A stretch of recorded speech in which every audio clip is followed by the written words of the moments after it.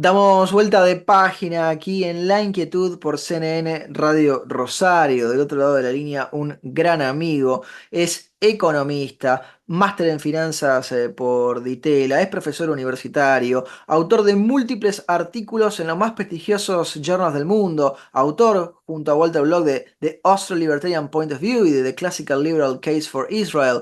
Es también autor junto a Ivo Sarianovich de un muy exitoso libro, Commodities as an Asset Class, Essays on Inflation, The Paradox of Gold and the Impact of Crypto. Es también doctorando en economía en King's College London, en Londres, en Inglaterra, en Reino Unido. Y siempre me divierte mucho charlar con él. No es otro que Alan Futterman, quien está del otro lado. Alan, ¿cómo estás? Garra te saluda. Muy bien, Garrett, y bueno, un gusto conversar con vos. Y bueno, muy generosa tu introducción. Es lo mínimo que corresponde, Alan. Muchos temas para charlar contigo, pero hoy quiero que le dediquemos básicamente más que nada el tiempo a algo de lo que vos sabés mucho, has escrito mucho y no hemos hablado en entrevistas anteriores. Decía que uno de los libros que habías publicado, que lo habías hecho con Walter Block, era The Classical Liberal Case for Israel, el caso clásico del liberal por Israel. ¿De qué se trataba este libro y cómo lo conectás con lo que está pasando hoy por hoy con Israel?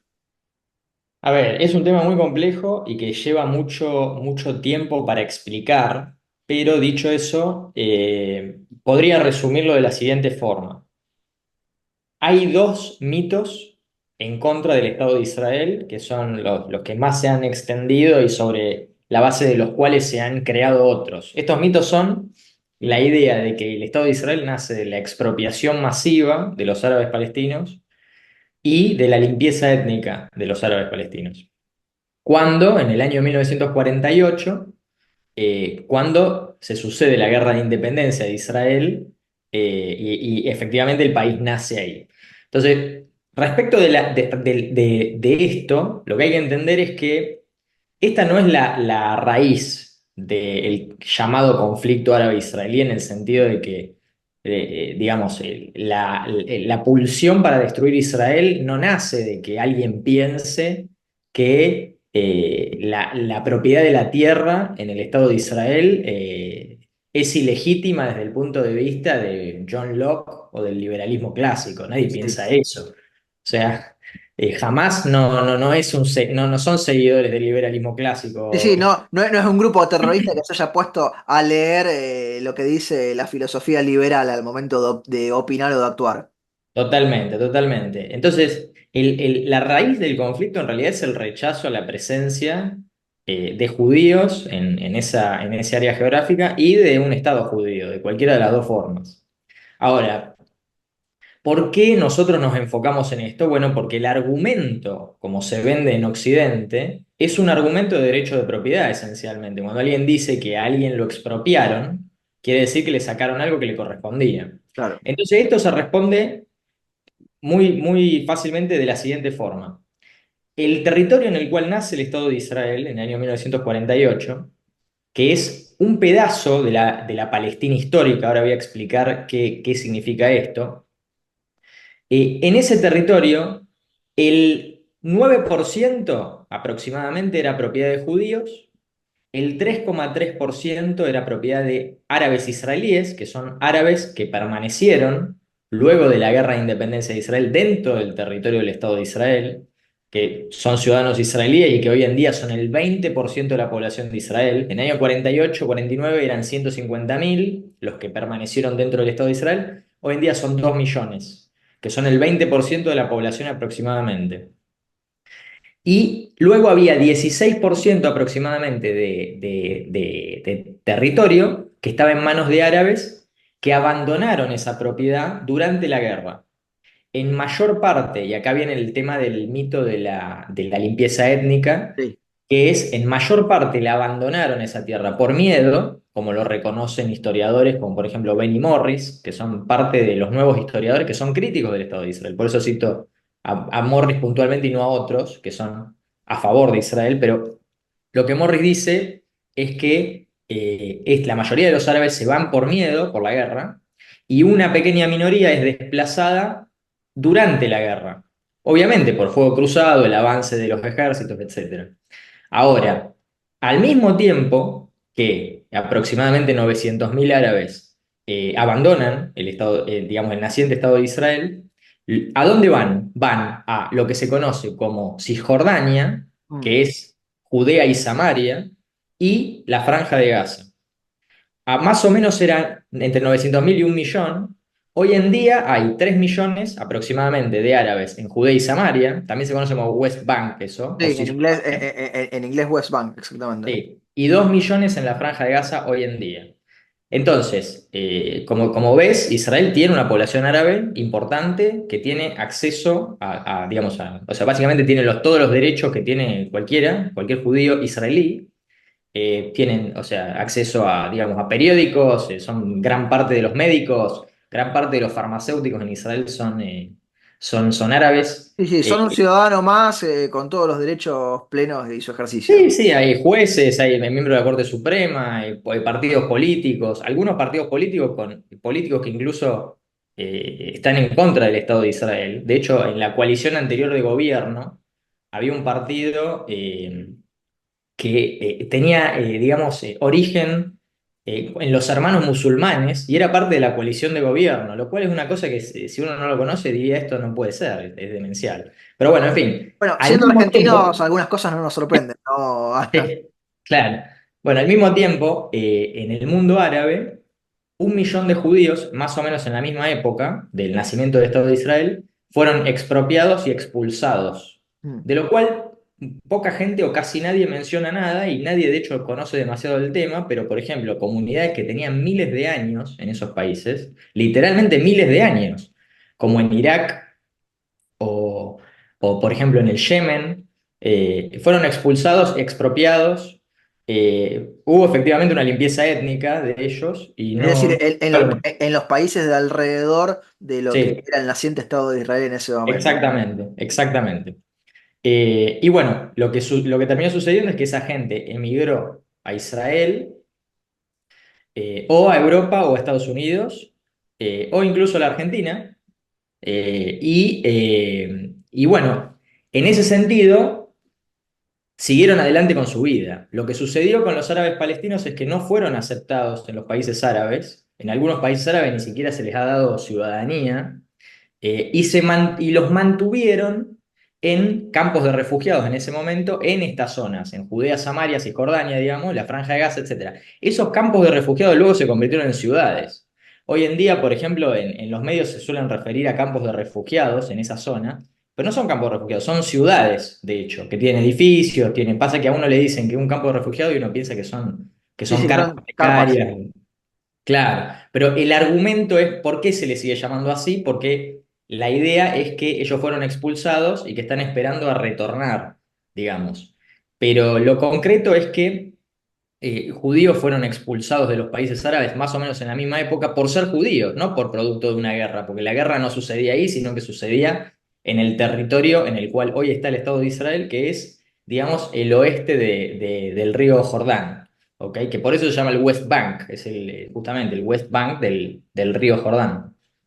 Ahora, en ese sentido, ¿qué se puede decir? ¿Qué había antes del Estado de Israel? Antes del Estado de Israel estaba el Imperio Británico, que tenía control sobre un territorio que no tenía fronteras definidas inicialmente, sino que es un territorio histórico, que es el territorio de Palestina, que incluía también a Jordania. Jordania es 2/3 de lo que era el territorio histórico de Palestina. Los británicos se lo entregan a los hashemitas, que tienen, bueno, el reino y que crean el reino de Jordania.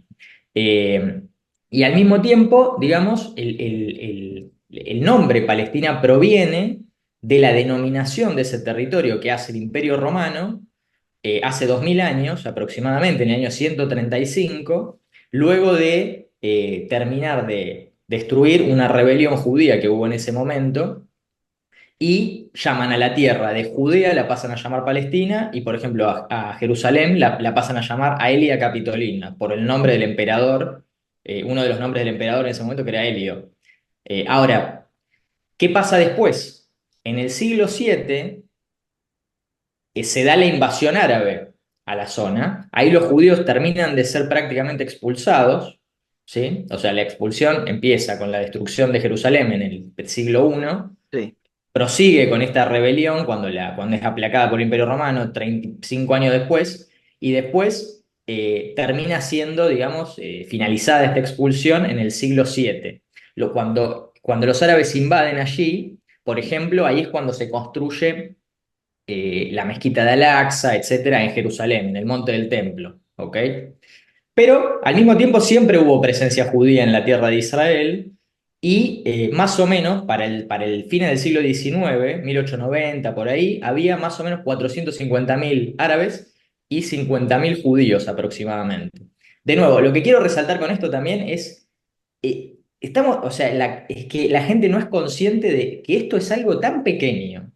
Es un conflicto de tan baja intensidad y también que involucra a tan poca gente en sí mismo. De nuevo, lo repito, había casi 500.000 personas ahí a fin del siglo XIX y en sí, el año sí, la mitad de Rosario, hoy por hoy, para que Sí, claro, tengamos un claro, tamaño. exactamente. Y a mitad del siglo pasado, en el año 48, había 600.000 judíos y aproximadamente 1.200.000 árabes.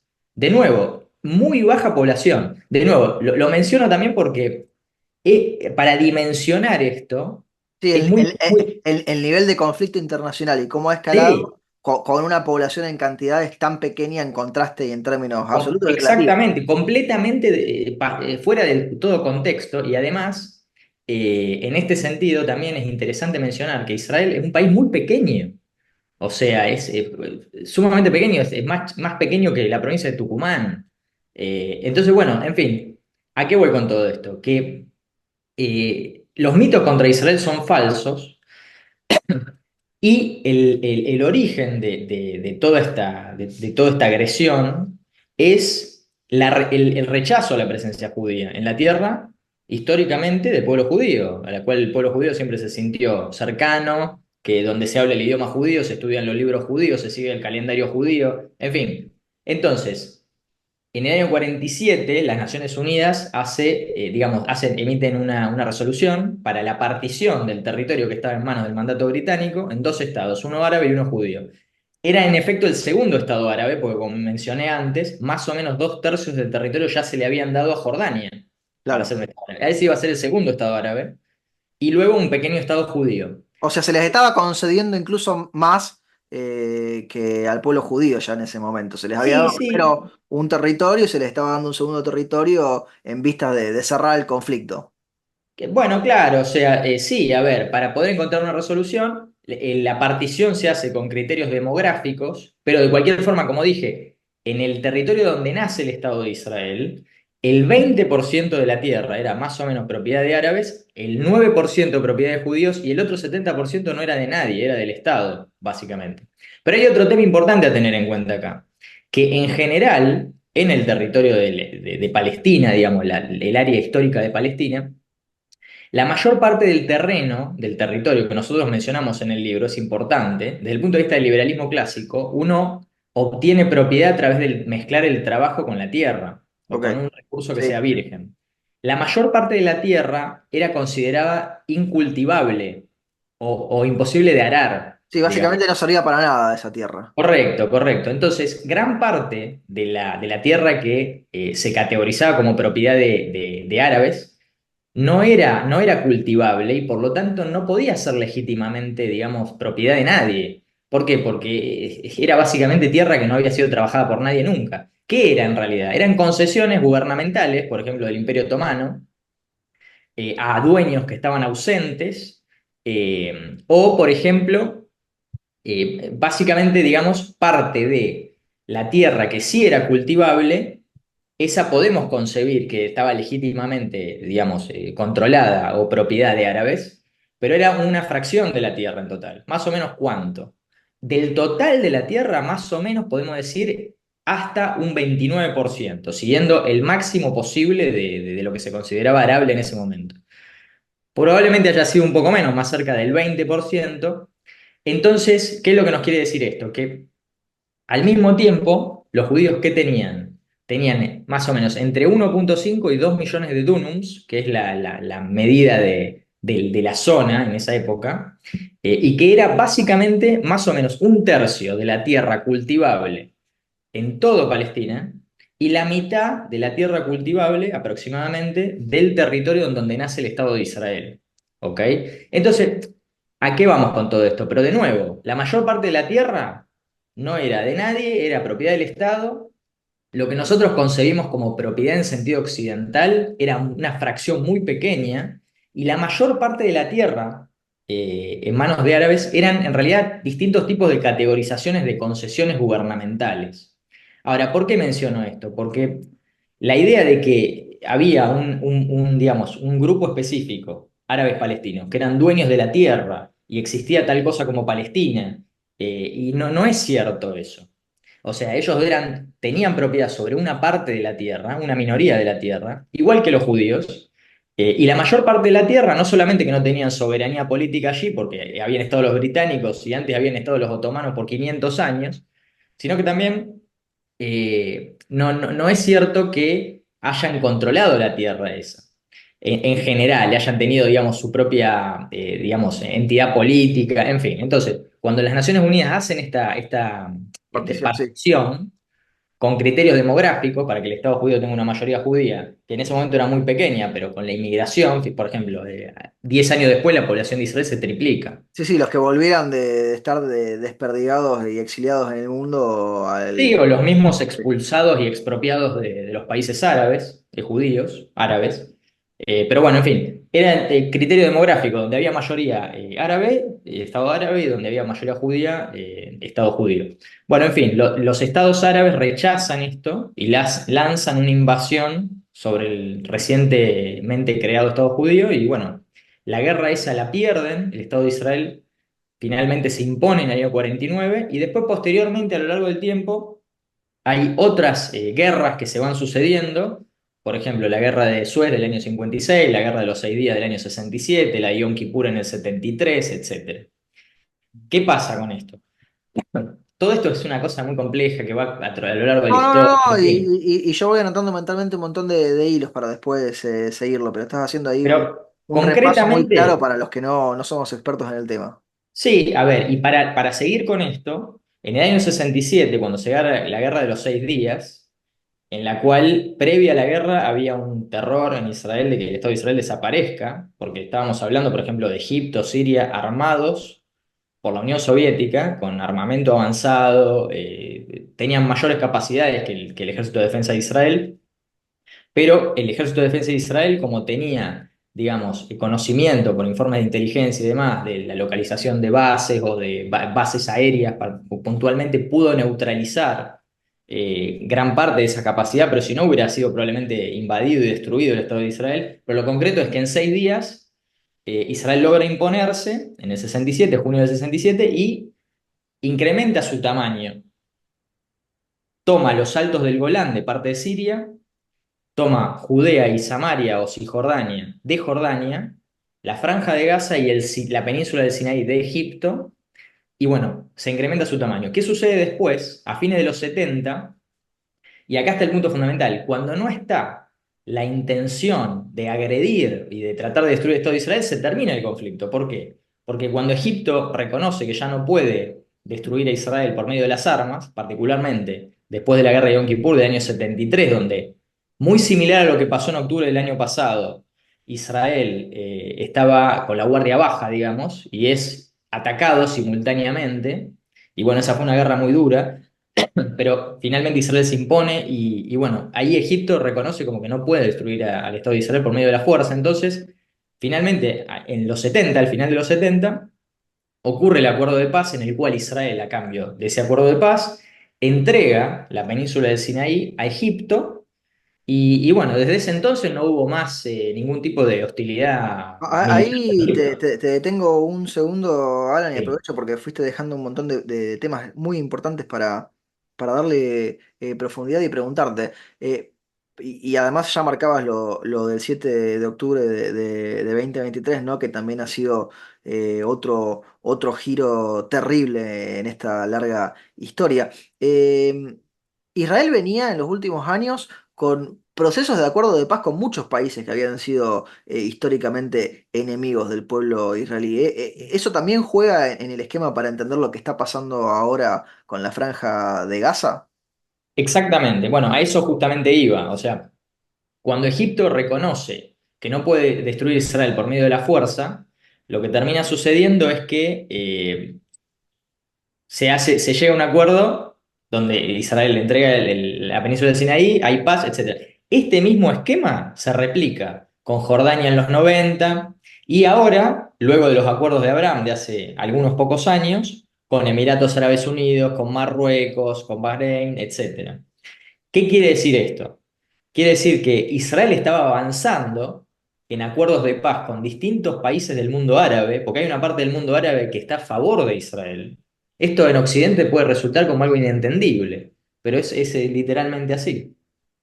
Y este proceso iba a culminar el año pasado de forma inminente con un acuerdo de paz con Arabia Saudita.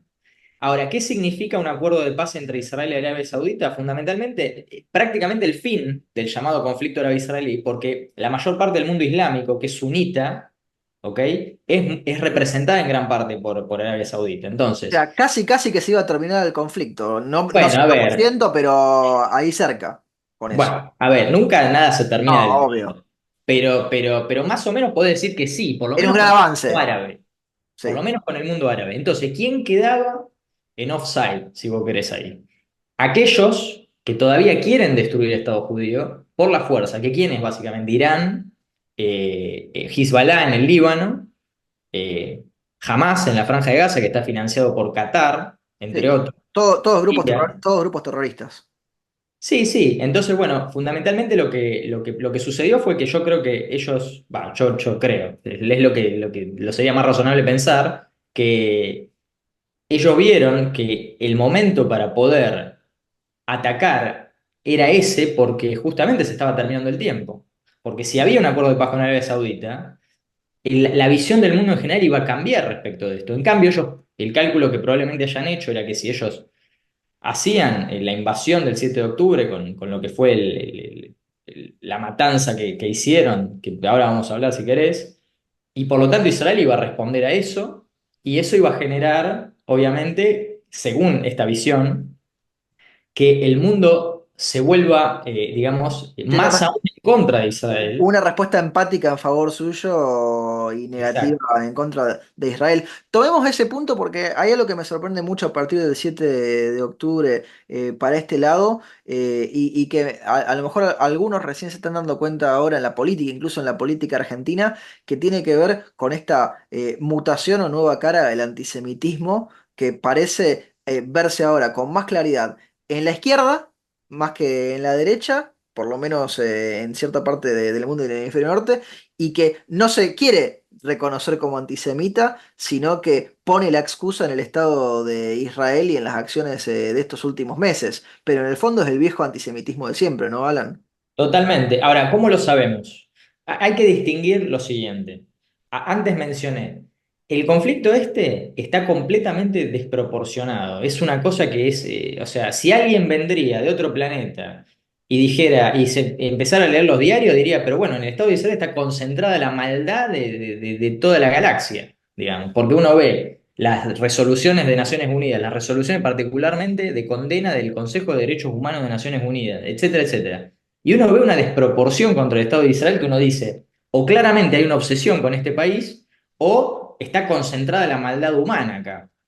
Bueno, entonces ahí está el punto. Una crítica es completamente legítimo, porque los estados cometen errores, se equivocan, nosotros lo sabemos perfectamente a eso, Obvio. eh, por una cuestión o sea, de la naturaleza misma del Estado. Entonces nadie puede decir, che, el Estado de Israel es imposible de criticar. Pero ¿cuál es la diferencia? La diferencia es la demonización. Porque cuando uno dice que Israel es un Estado nazi, un Estado apartheid, que comete genocidio, en fin, los peores epítetos que no se le ocurriría mencionar con ningún otro Estado del planeta Tierra, claramente No. tiene un problema en particular con el Estado judío. Ahora, lo que podemos ver es que hay un paralelo entre la demonización de la judeofobia, que es el odio al judío en sí mismo, que se metamorfoseó a su versión políticamente correcta, que es el antisionismo, que es el odio contra el Estado judío. ¿Cómo lo ves? Bueno, una de estas características es el lenguaje, o sea, los términos que se usan. Otro es que los viejos mitos judeofóbicos se convirtieron en los nuevos mitos antisionistas. Por ejemplo, antes eran los judíos, entre comillas, los que gobernaban el mundo, controlaban el sistema financiero, los medios, el poder. Bueno, ahora es el Estado de Israel el que gobierna el mundo, controla los medios, controla Estados Unidos, bueno, en fin, todo eso. Repito, desde un estado pequeñísimo en espacio y con una cantidad de gente que además vos lo marcabas no es gigantesca en los millones, para mostrar lo ridículo de la tesis conspiracionista. Por supuesto, o sea, es que por eso digo, o sea, es una cosa completamente ridícula, pero justamente la diferencia entre una crítica y la demonización te está mostrando que claramente hay una cosa distinta acá, que es básicamente que la forma moderna del antisionismo es una forma de judeofobia o de antisemitismo, que se manifiesta en qué? En pedir que desaparezca el Estado de Israel, que en la práctica implica un genocidio, el asesinato masivo de millones de judíos y probablemente de los árabes israelíes que están ahí, porque cuando Hamás entró el 7 de octubre pasado, mató a todos los que encontró, no es que discriminó entre árabes, judíos, cristianos, lo que quieras, no. Sí, no hizo una encuesta para ver a quién estaba Claro, matando. claro, exactamente. Entonces, sin dudas que sí. O sea, el antisionismo es una forma de antisemitismo. Ahora, ¿eso quiere decir que no se pueda criticar al Estado de Israel? Por supuesto que sí, pero en general cuando uno le pregunta al antisionista cuál es la crítica, básicamente la crítica es que existe. Entonces, eso no es una crítica, es una deslegitimación de raíz, digamos. Esta discriminación y esta persecución, porque fíjate que no lo hemos traído a colación y yo te lo pregunto porque vos lo entendés mejor el tema de lo que lo puedo entender yo. ¿Tiene algo de religioso en la discusión o lo religioso aparece como excusa, como explicación ex post? ¿Qué rol juega lo religioso en todo esto? Lo religioso es fundamental acá. ¿Por qué? Porque de hecho la oposición al Estado de Israel en el mundo árabe, de lo que queda de ella, está impulsada por la religión. O sea, Hamas, Hezbollah e Irán son, digamos, básicamente son entidades políticas que tienen una interpretación extrema del Islam y violenta. Entonces, justamente, a diferencia de otras interpretaciones, por lo tanto, ¿cuál es la idea? La idea es que el territorio que ha estado en manos de musulmanes tiene que seguir en manos de musulmanes y que, bueno, obviamente está en manos de judíos, eso no puede ser contemplado teológicamente, digamos, por decirlo de alguna forma, y eso hay que evitarlo y tiene que cambiar. Por lo tanto, no es que dentro de esa interpretación hay mucho margen para un acuerdo de nada, No, no, digamos. son posturas extremas y para la visión secular irracionales, pero eso es aparte, ¿no? A ver, te lo digo de esta forma, el que quiere buscar puede encontrar la plataforma de Hamas en internet, lo puede ir a leer, y va a ver que se citan textos islámicos que dicen que hay que matar a todo judío donde se encuentre, que los árboles van a decir acá hay un judío, ven y mátalo, etcétera. Obviamente esas son interpretaciones extremas de pasajes que se toman como si fuera, digamos, la línea de lo que debe ser, porque esa es la interpretación de esta gente. Entonces, cuando ellos jamás, digo particularmente, va y tiene la chance de matar, mata. Entonces uno se pregunta por qué matan y por qué creen en eso.